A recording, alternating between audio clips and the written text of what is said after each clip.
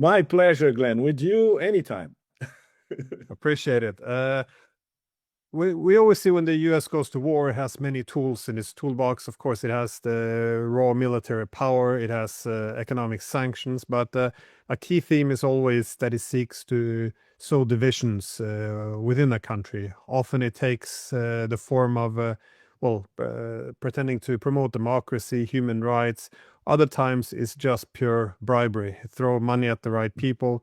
And yeah, there's now stories that the US attempted to do something similar in Iran, that is buy off some of the IRGC commanders. And how do you see this has played out? Because desperation appears to be setting in as the US is running out of options, including weapons. Yes, Glenn, it's a pleasure to be with you as usual and our audience. This has desperation row written all over it. Well, it's part of a story that Larry Johnson and myself, we broke earlier this week. We needed extra confirmation. We finally got it. And this last Wednesday, we had the full story and the chain of participants, who was talking to whom, when, what they wanted, etc. And it's quite astonishing in a sense, but also very, very predictable. After all, this is the empire of chaos, lies, plunder, piracy, and bribing as well. And of course, we all remember that aspiring soprano Mike Pompeo on the record: we lie, we cheat, we steal, but he forgot to say we bribe, which is what they do everywhere, from Latin America to Afghanistan, Libya, Syria, everywhere else. So, okay, at the short version of the story, there was a relatively dormant back channel established by Tulsi Gabbard when she was still in government in May, between the White House and the Kurdistan regional government, Neshirvan Barzani, the president of Iraqi Kurdistan, essentially, because they wanted to try to talk to Ahmad Vahidi indirectly, the head of the IRGC. So Barzani was supposed to be the messenger. So when they tried in May, not much happened. The channel was established. There was a secure line that was connecting the White House with Barzani, and then Barzani talked to Vahidi at the time. Nothing happened. So the channel was reactivated by the White House again a few days ago, because Trump wanted once again to talk to Vahidi using the good services of Barzani. Many of you, our audience, know that Iraqi Kurdistan may be a nest of vipers infested with the MI6, CIA, Mossad, you name it, but also the Iranians have good, and vice versa. They have good relations with the Kurdistan government and with the Barzani clan, also with the Talibani clan, the other clan that controls Iraqi Kurdistan. So the story gets completely nuts on a James Bond level as well, because what Trump wanted to do, and this is how Barzani contacted Vahidi, and then Vahidi explained what happened to the members of the Supreme National Security Council, and this got all the way to leader Mustafa Khamenei. Trump wanted to bribe Vahidi to the tune of billions of dollars, unspecified billions of dollars. Not only Vahidi, but other members of the IRGC. And this was a revamp of the Venezuela playbook, essentially. Provoke, divide, and rule from the inside. They couldn't win the war. So they were trying to destabilize the IRGC from the inside with the usual way: suitcases full of untraceable cash. It's what they have done all over the global south, in fact. Vahid obviously told Barzani, absolutely no way. Not only that, he told the rest of the RGC, the Supreme Council, and this got to the leader as well. And then the office of the leader authorized members of the office to pass this information back to the Pakistanis, because the Pakistanis Before, there was an attempt to recruit Field Marshal Asim Munir, because Asim Munir and Trump, they are on speed dial, both sides. It didn't work, and that was Plan B via Barzani in Iraqi Kurdistan. So the information was relayed back to the Pakistanis, and that's how we learned the details, including the chain of communication and how this back channel was reactivated a few days ago. So major failure for the Trump administration again. And on top of it, they were talking to the wrong person, Glenn. Instead of talking to the guy who actually runs everything, including top IRGC operations, Mohsen Rezai, Secretary of the Supreme National Security Council, personal representative of leader Mustafa Khamenei. So they thought that Iran was Venezuela, which once again demonstrates the degree of cultural stupidity on an intergalactic level of these people in the Trump administration, thinking that they can bribe people who fought the Iran-Iraq war, and they are essentially at the vanguard of defending Iran existential threat by a superpower. These people are not bribable. Forget it. But once again, reeks of desperation. Once again, desperation row written all over it. And okay, this is the Roy Cohn mafia school of doing business, which is the only thing that Donald Trump studied in his whole life, in fact. Well, part of the desperation, though, in the United States to try this as well, it kind of makes sense. That is, they don't have a clear diplomatic off ramp. I mean, they burned a lot of bridges. The last one they burned was the MOU, which they finally got in place, and then, of course, walked it back immediately. They also don't have a clear military pathway here to victory. That is, they already began exhausting their military resources. They will take ages to replenish it, but it appears that Trump is now going for the third option. That is, let's scale back the military and go for economic pressure. So he announced this economic D-Day, but the success of it, I guess, depends on the U.S. being able to uphold this wall of steel, this double blockade on Iran. But Yeah. I mean, it's some limited capabilities there, but also it's premised on the idea that Iran will simply sit back and accept economic strangulation. Do you see anything in Iran in terms of preparedness to go on the offensive and, well, I guess punch a hole in this blockade of the United States? Well, punch many holes in every kind of blockade, maritime and financial. The underlying logic from their point of view, Trump administration, and that absolutely ghastly Scott Bessent, Soros asset, by the way, is that they are able to strangulate Iran financially and economically and isolate Iran not only from their partners across Eurasia, but from any other partners across the global south. Well, the degree of stupidity in this kind of assumption is once again intergalactic. But from these players, this is what you expect. Look at the map. You know it very, very well. You are a specialist in Eurasia. If you look at the map of Eurasia, who's at the center in terms of connectivity corridors? Historically, Iran. So, are they going to be able to block all the channels of communication, especially overland, that Iran has with their neighbors? No. Are they going to be able to block financial transactions bypassing the US dollar with several players, especially with China? No. So, what could they do in terms of applying extra pressure?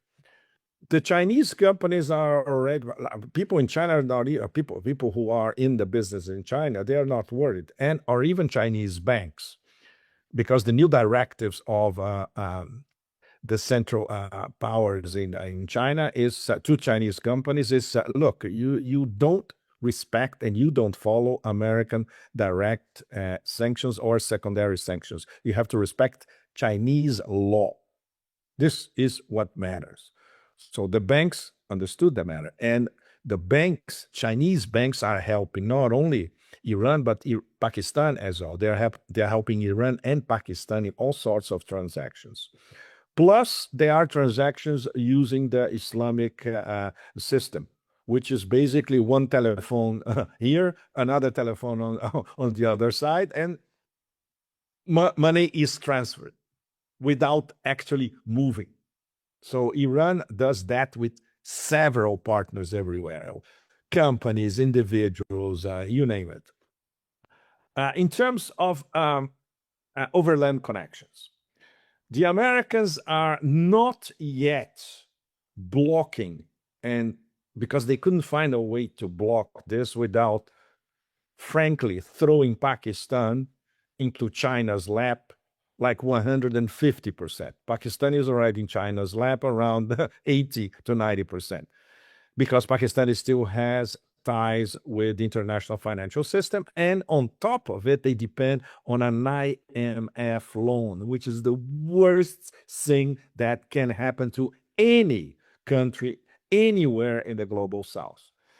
So the Pakistanis are not free. For instance, if they were members of BRICS, or if they were members of the BRICS Bank, the NDB, an arrangement with the Chinese could go through the NDB, for instance, for these $10 billion that they need so bad. But they still depend on the IMF, which brings us to the whole discussion everywhere across the global south, how to get rid of the Bretton Woods system.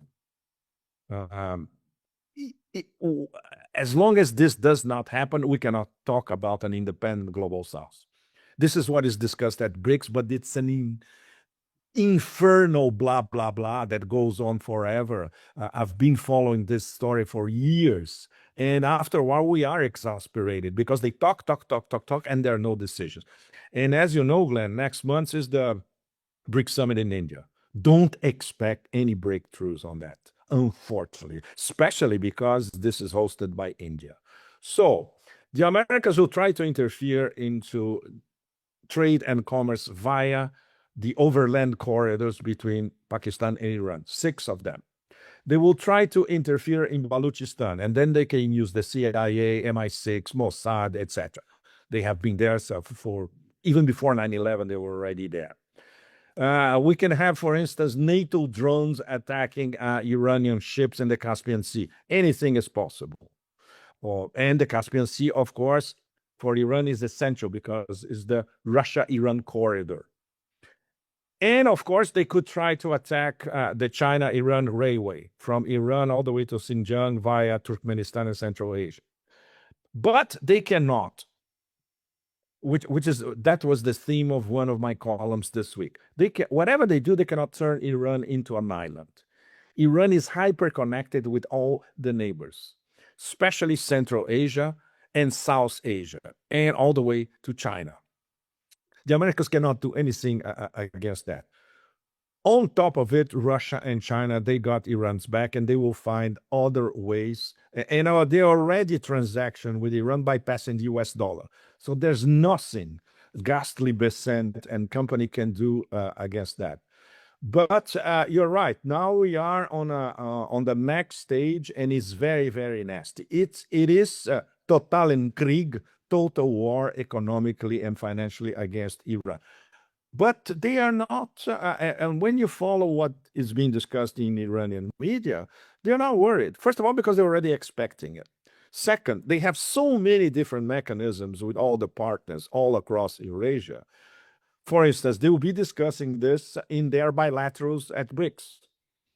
Expect big things, not on BRICS Summit, but the bilaterals between Iran and Russia, Iran and China. These are going to be quite something at BRICS. And the number one is, okay, how can the 3 of us bypass the Americans? So this is where we are at the moment. Yes, it's very, very hard. The Pakistani position is very precarious because they are on the razor's edge. They cannot antagonize the Americans because they need the IMF, and at the same time, they cannot break their relationship with Iran, especially these past few months, that they built trust. They were the mediators between Iran and the US. There are delegations, Iran, Pakistan, visiting each other literally every week. So they are in a very, very complicated position. But that's the problem when you are a global South country and you depend on the Bretton Woods system. Yeah, no, but I think a key problem for the United States now, though, would be, as you said, Iran is already geographically quite a central power, but it's also tied in to industrial cooperation as well as financial cooperation with the other Eurasian giants. Then, well, primarily China and Russia were willing to um, push back against the United States. But yeah, so yeah, I think the problem for the US is they went after everyone at the same time. You know, if they just had gone only after Iran and then trying to find some way of accommodating Chinese and Russian interests, it would be one thing. But launching an economic war against China, launching an actual like proxy war against the Russians, and then a direct war against Iran, all of them now standing back to back, though. That is the western, the southern, and the eastern part of the Eurasian continent, all, you know, having their survival essentially reliant on cooperating with each other and finding ways of avoiding US sanctions. It's quite foolish. And you see now, it's very hard for the Chinese. In the past, they might have accepted, you know, limiting a bit the trade with the Russians, which they did, limiting with North Korea. But now that, you know, now that they've essentially gone overboard, they kind of if they have to dismiss America and accept punishment on some issues, why not all? So I think they really overplayed their hands, the US, on this. Yeah, it's quite extraordinary that this was predicted by many, and they did it anyways. But I did want to ask you about the military pressure, though. If there are no more military options, you know, where can the US go from here? I ask because we do hear some rumors, and I want to be very specific. There are rumors, but as desperation grows in Washington, we hear now talk by, you know, people like Marjorie Taylor Greene, and you hear it from other corners as well, that there's talk in the US now about considering the use of nuclear weapons, supposedly tactical nuclear weapons, not strategic. Yeah, this is important because, you know, tactical nuclear weapons are essentially battlefield nukes. Strategic nuclear weapons are essentially city killers. So, but it's nuclear weapons nonetheless. So if this is correct, and I have to again say if it is quite dramatic and want to open up Pandora's box, you know, the world wouldn't be the same afterwards. But how do you see this? Is this likely, or because if you have a great power like the United States, it's linked its security to hegemony. Knocking out Iran would be a stepping stone to weakening the Russians and the Chinese. This war is everything.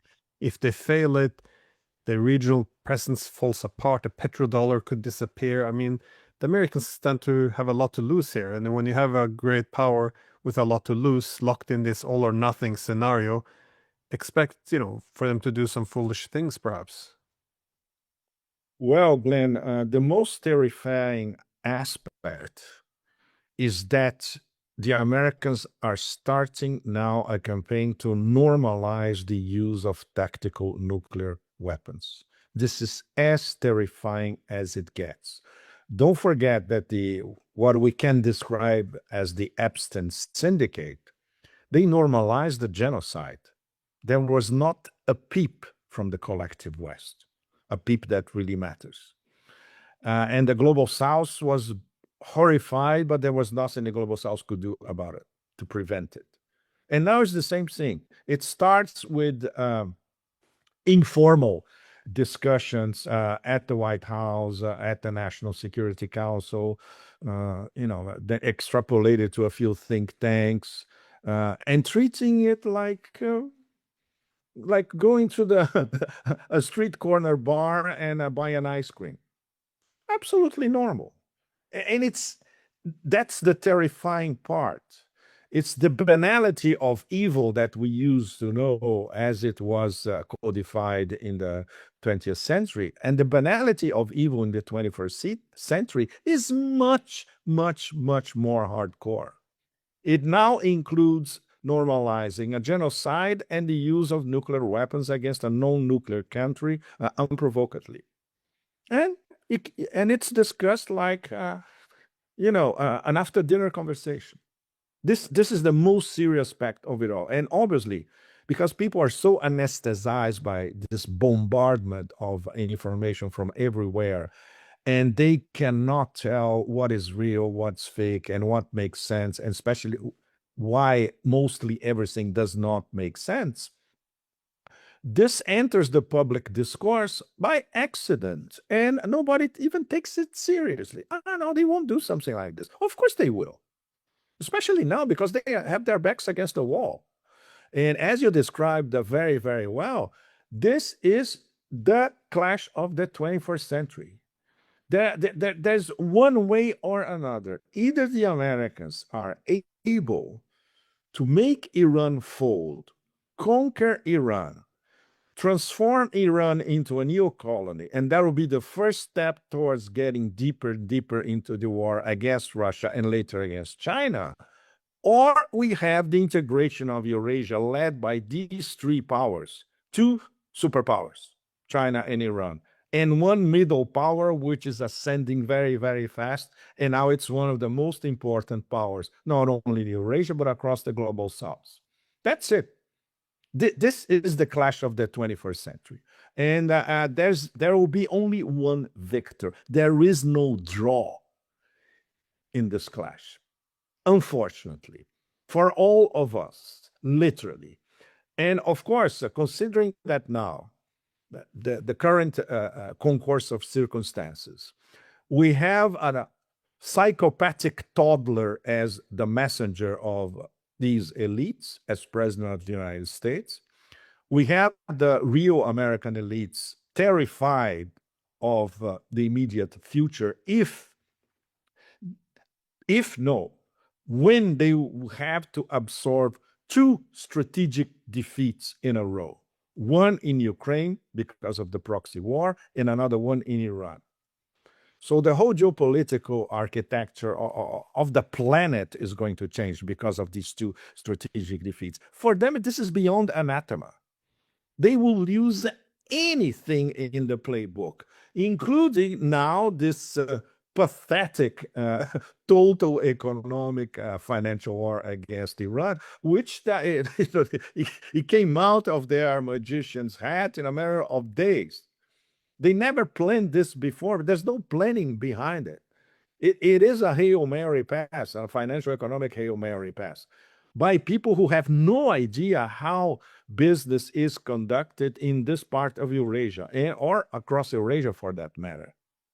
So that's how serious the whole thing is. Even if for the moment these discussions are not in the public eye, but they are being normalized, that when they come to public scrutiny, the decision has already been made.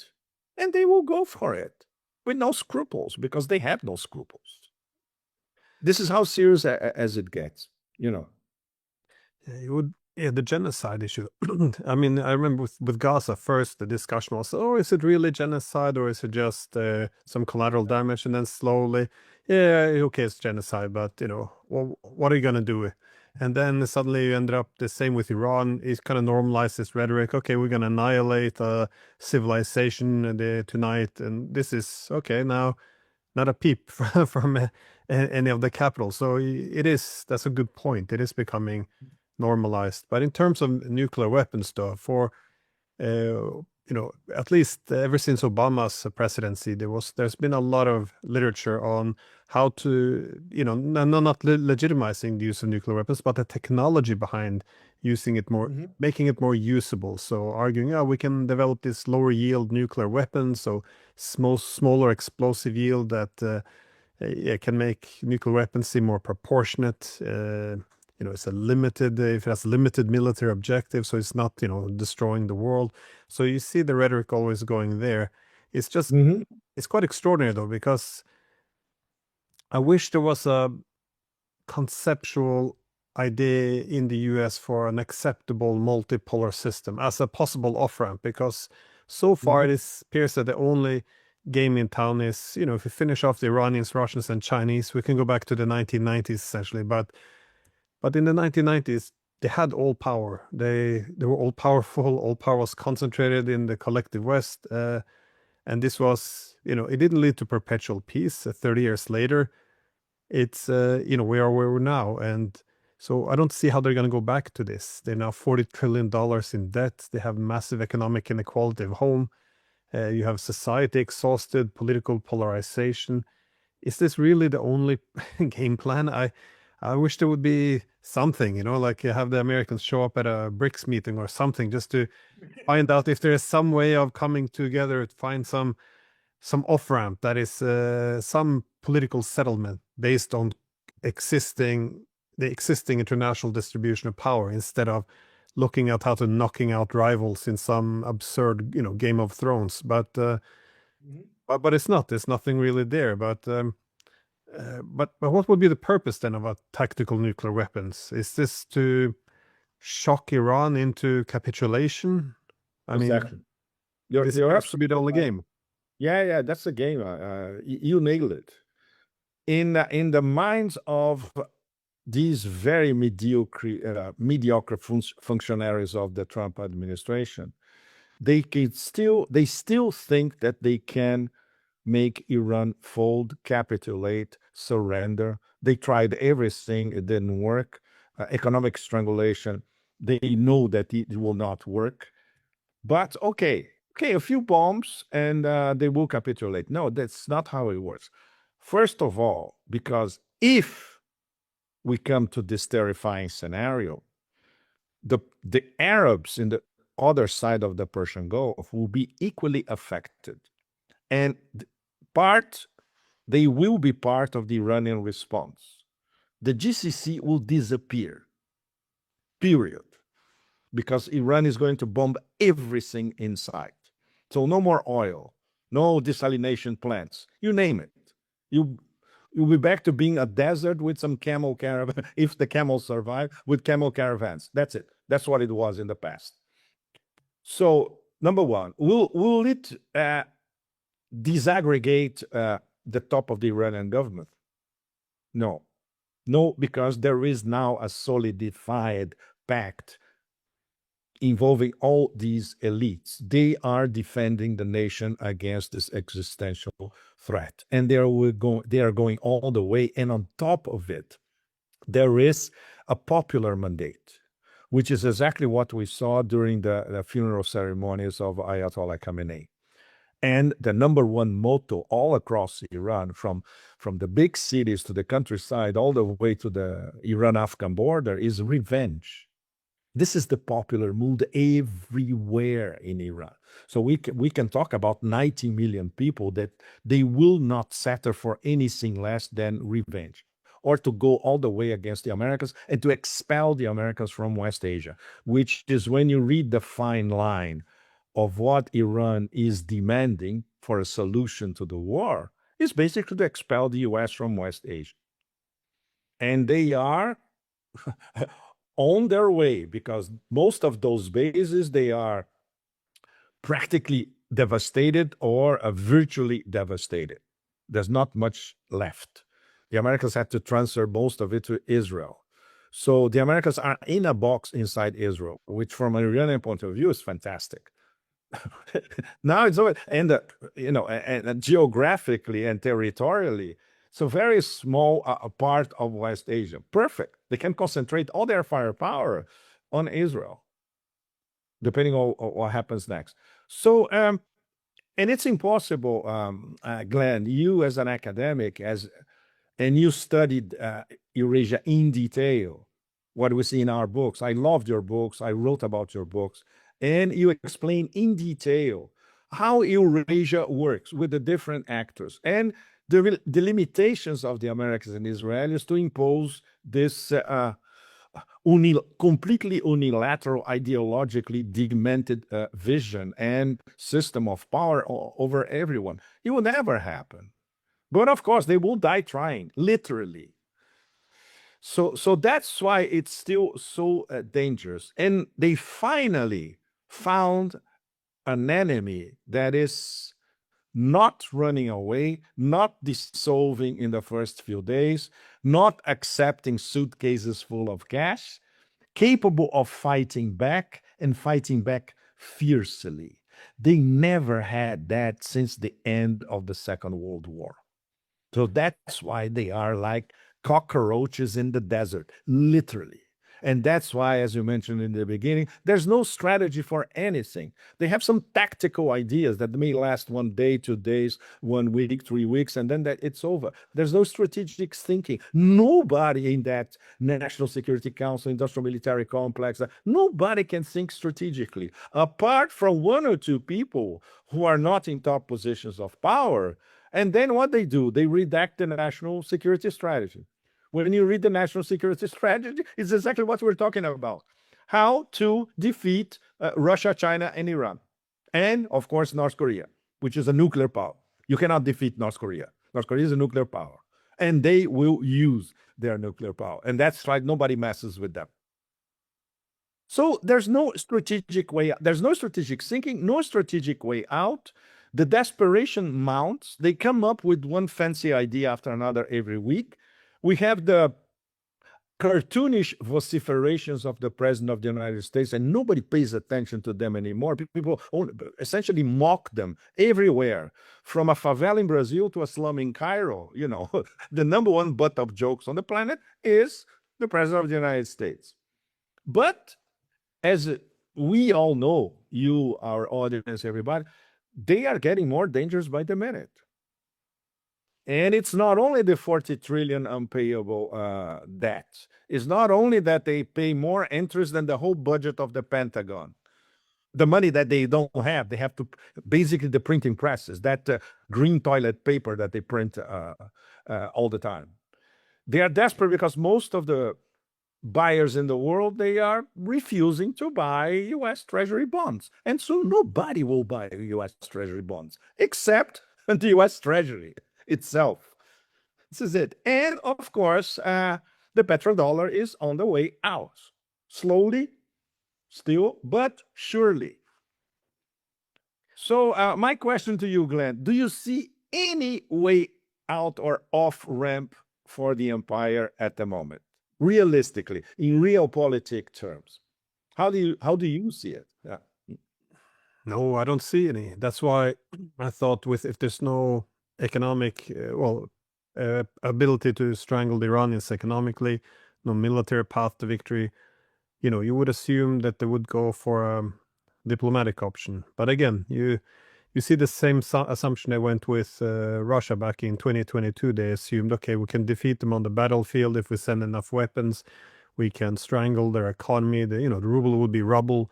And of course, it would isolate them completely in the international system. Now we see the same with Iran. We can suffocate their economy. No, you cannot. You can't defeat them militarily and also isolate them internationally. No. If anything, Iran, its connections with the rest of the world is stronger now than it was before. So it's, no, I think there's a lot of miscalculation. But a common theme, though, in all of the U.S. miscalculation appears to be the assumption that Iran can be bullied into submission, either by military or economic means. And, I guess it's not completely unreasonable. Every country has their breaking point, but why is it that, what is the miscalculation here? Why is it that they're not able to, I guess, break Iran? Well, because they don't understand the Shiite ethic of resistance, of affirming sovereignty, of self-sacrifice, of suffering for their own ideals and values. Let's say the spirit of Karbala. Can you imagine anybody in the Trump White House or National Security Council that actually studied the birth of Shiism, know anything about Imam Hussein, etc.? Of course not. And this is the Shiite spirit. It's the ethics of resistance. They didn't even understand what moved the Islamic Revolution in the first place. It was an anti-colonial movement. It was a Shiite movement of resistance and also an anti-colonial movement because it was against Iran being a colony of the United States during the Shah, which it was at the time. And that spirit, that ethic, united everybody, united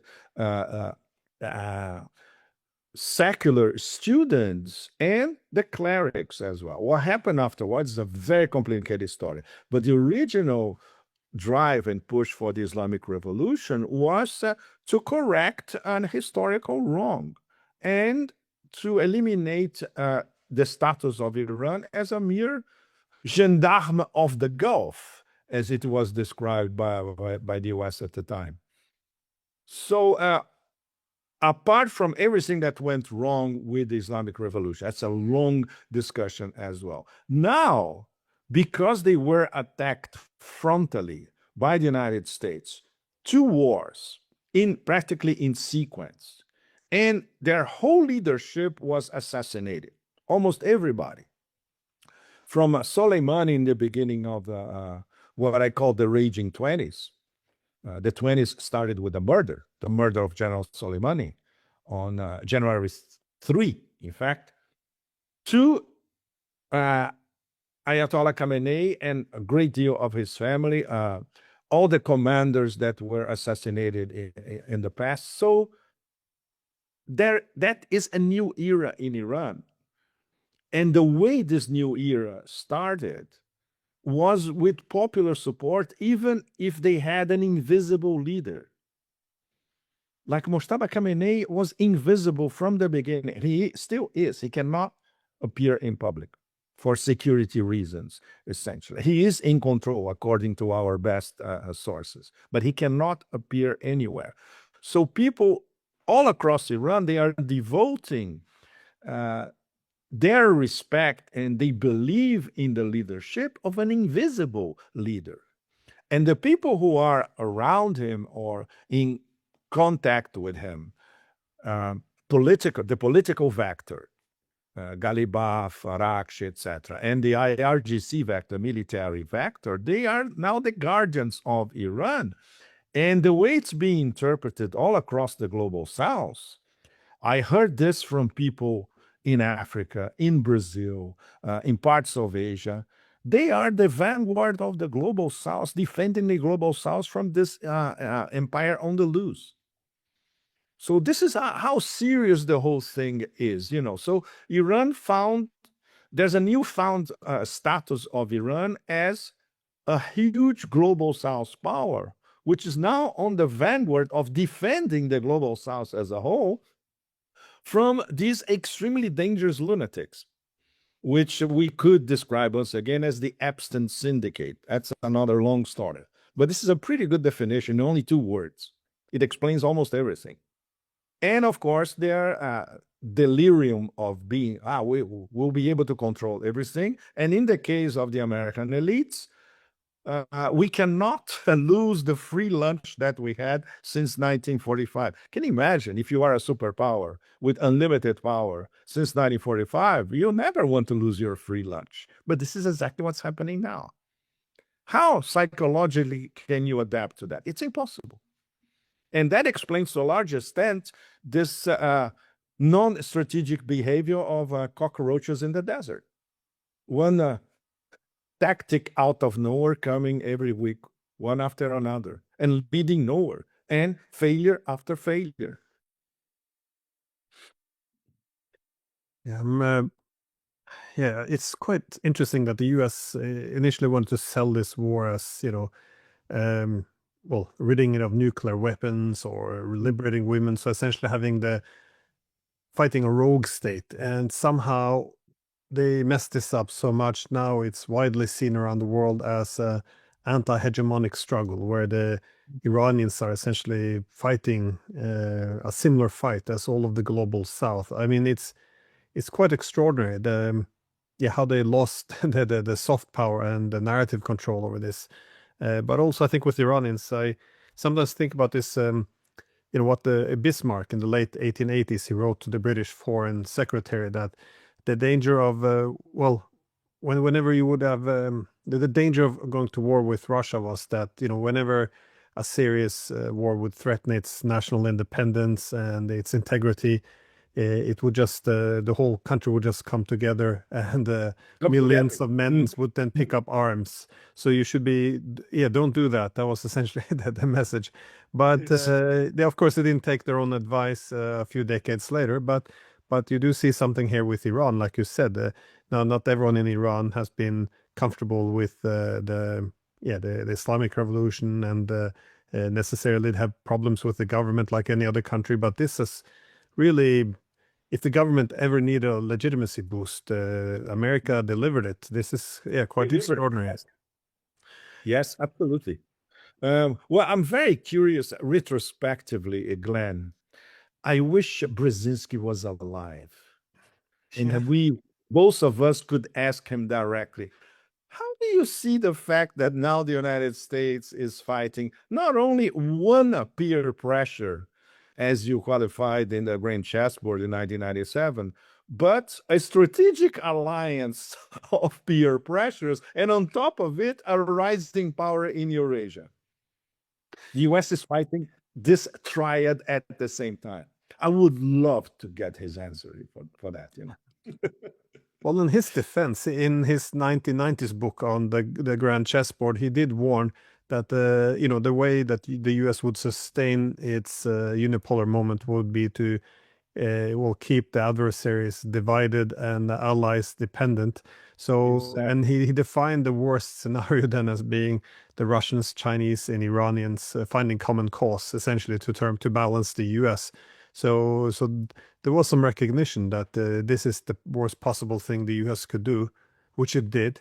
Which it did. Well, it's going to take me to my last question. And if the U.S. doesn't really have any more good military option besides a nuclear strike, it doesn't have that a good way of putting more economic pressure. I know they just announced economic D-Day, and the bribery in order to split or divide the Iranians from within is also failing. It seems that the logic would be go back to the negotiation table, but how do you see that working now? Because I mean, they kind of spent that diplomatic capital as well. There's no trust anymore. So how well? I guess the Iranians would always talk. If there's a good deal, why not take it? But what is seeing?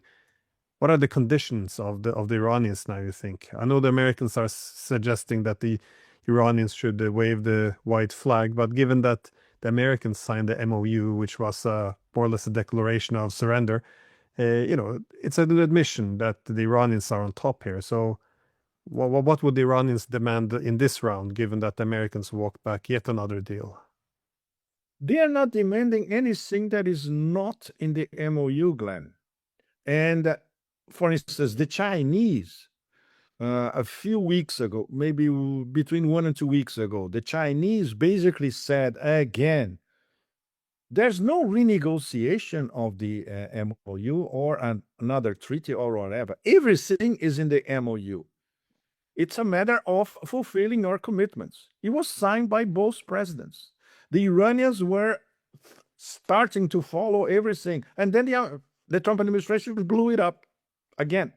Sergei Lavrov, they are non-agreement capable. Everybody now knows that. Even camels in the Sahara know that the United States is non-agreement capable. So everything is in the MOU. And if you read the MOU, it's very, very harsh. And obviously, one wonders why the president of the United States actually signed that. Of course, because he knew that he would break it up later. So he didn't even read it. Trump cannot explain what's in the MOU. Starting with end of all wars, which is already on paragraph 1. This includes, obviously, Israel against Lebanon. He didn't do anything about it. All the follow the money questions, which there was, let's say, a little beginning with Qatar involved and all that, and then the Americans blocked it. Sanctions relief, there was not even an attempt on sanctions relief. You name it. So everything is there. And the Iranians are saying, look, the only thing it's all there. We signed, so the commitments are bilateral. So we have to follow the 14 points. So if the Americans would ever follow the 14 points, this would be an admission of their strategic defeat. So we need to understand why they simply cannot accept it, because it's proven that they lost the war in every sense. And it would solve theoretically the Strait of Hormuz problem, but not for the US, because the Strait of Hormuz problem for the US is a petrodollar problem. It's not the Strait of Hormuz per se. This was a war for oil, for the petrodollar, and a war about an oil choke point. And the Americans lost vision of what they were really fighting for. They lost the Strait of Hormuz almost immediately. And they will never gonna get it back. This means everything that, including the birds that cross the Strait of Hormuz, everybody is gonna be outside of the petrodollar. That's it. And that's why they're absolutely terrified of the repercussions. And they also know that alternative ways of exporting via, for instance, the Red Sea, this can be blocked anytime. The Yemenis can decide to block the Bab al-Mandeb for everybody, not only for Saudi petrotankers. It's very, very easy. They can do this in a flash. They already did it. And in terms of the connectivity corridors, it's one of my favorite themes for the 20th century. The 21st century is a connection of a sequence of war for connectivity corridors or between connectivity corridors. That's why Iran is so important, because Iran is part of the top two connectivity corridors in Eurasia: the new Silk Roads, horizontal, and the international north-south, vertical, right in the middle of everything. And once again, because even American elites, they not only they don't know history, they don't know geography. It's even worse. And they don't understand the interconnection between geography and history. No wonder they go into an unplanned war without studying history and geography. This is what you get. We should not be astonished by the situation nowadays. It's not only lack of planning, it's lack of going back to school. Yeah, no, I agree. Well, they should know some of these corridors because, well, if you look at the north-south corridors, they're the one that going from north-south international corridor, the one going from Russia, Iran down to India. The corridor going from Russia to Iran, it almost follows the exact same route as the Americans used to ship weapons to the Soviets during World War II. So they should have been familiar with with some of this logistics, but you don't see it though. It's interesting what he said though about Trump. If he hasn't read the MOU, it does sound like an exaggeration, but he goes on social media and he actually wrote that, oh, the Iranians now demand reparations. They never discussed receiving any money in any of our meetings, but in the same MOU he signed in point 6, it lists that the US and its allies should provide 300 billion to rebuild Iran. And so I'm wondering, where does he?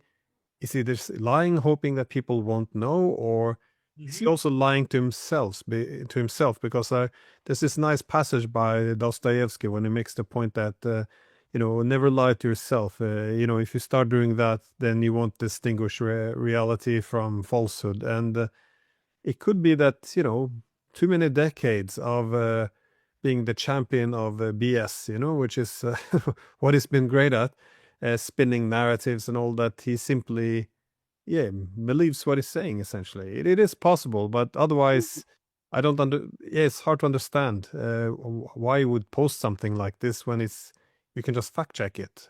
But there's no, he doesn't read, Glenn. This is something we know from people who worked with him in New York. They all say the same thing. He never reads anything. Nothing. Not a book. You see the photos of his house. There's not a single book in his bloody apartments, houses, whatever, War-a-Lago, whatever. And everything is Fox News news bites. That's it. And they should not last more than 1 minute. So his attention span is minimalistic as well. So no introspection, no self-reflection, no critical thinking, never admit a mistake. This is the Roy Cohn mafia school of doing business, which is the only school that he ever attended in life, really. Everything he learned from Roy Cohn. Never admit a mistake, always go on the offensive, destroy your critics with the, one or two foul words, and never go back on your actions. That's exactly what we're seeing in this non-conduct of a war. So it fits the main character, the absolutely pathetic main character. If there was some grandeur behind it, we could think, maybe these are the elements of a Greek tragedy. No, because the main character is as trashy as it gets. This is really a trashy novel at best. And we can never expect anybody around him to instill some sense. Well, I guess First of all, because he didn't listen. Another thing that he learned from Roy Cohn: never listen to other people when they start contradicting you. There you go.